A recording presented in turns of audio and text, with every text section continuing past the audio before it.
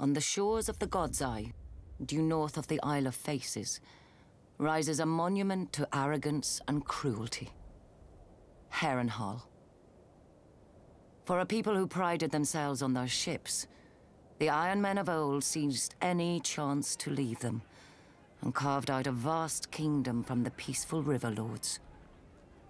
The empire reached its zenith under King Harrenhal, called the Black by those he terrorized and by his own men, though they meant it proudly.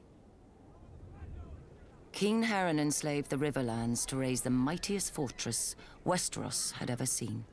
A castle that could garrison 1 million men, with walls so vast that winters would come and go, and besieging armies grow old and grey before the castle fell.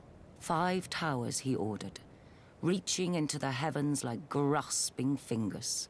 A monstrosity which he forced our people to build for their own subjugation. But the very day the slaves laid the last stone, Aegon Targaryen and his sisters arrived in the south. When they arrived with their small army, Harren laughed and shut the gates.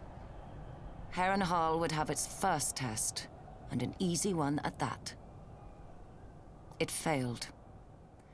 Harrenhal could have withstood an assault from all the armies in Westeros combined. But Harren learned that the tallest and thickest walls meant little to dragons, for dragons fly. With Harren and his sons dead, Harrenhal quickly surrendered to Aegon. House Tully then raised the River Lords in rebellion against the Iron Islands, and with Aegon we flushed the Iron Men to the sea.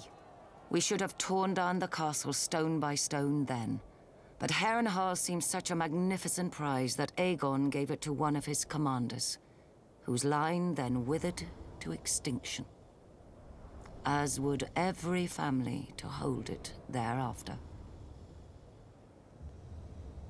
When many speak of Harrenhal, their voices drop to whispers about Mad Lady Lothson, who was said to send a giant bat to collect children for her crockpots, and to bathe in blood and serve feasts of human flesh. About the ghosts of Black Harren and his sons who still walk the castle at night, all aflame. Of the servants who went to bed in full health and were found in the morning, burnt to ash. Mere stories to frighten wayward children and excite young girls, you may say. You would not be entirely wrong. Harrenhal is a prize. A nigh impregnable castle with enough land and enough income to make a man, at a stroke, one of the greatest lords in Westeros. But you would not be entirely right either. Say by a king's grace, Harrenhal became yours. Now you must garrison it. You must repair it and maintain it. Even stretched to the ends of your means, you cannot fill and manage the whole castle. So you retreat your household to 4 of the 5 towers, then 3, then 2, then only the bottom thirds of those. You close the whole of 100 hearths and take your meals in your rooms. Even then you can't shake the feeling of desolation, that Harrenhal and its vastness is devouring you. In later years, as you bury a grandson or a great-grandson, the last of your line, you will know it has.